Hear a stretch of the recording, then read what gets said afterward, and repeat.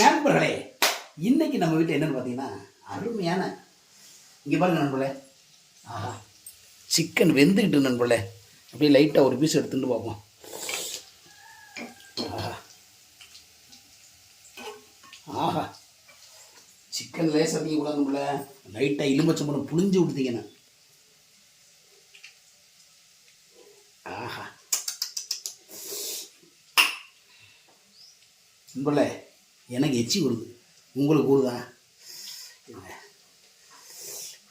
சுட சுட. ஆஹா ஆஹா, முட்டாய் மாதிரி இருக்கும்.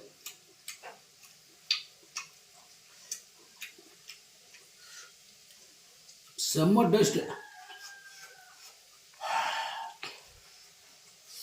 பாய் நண்பர்களே.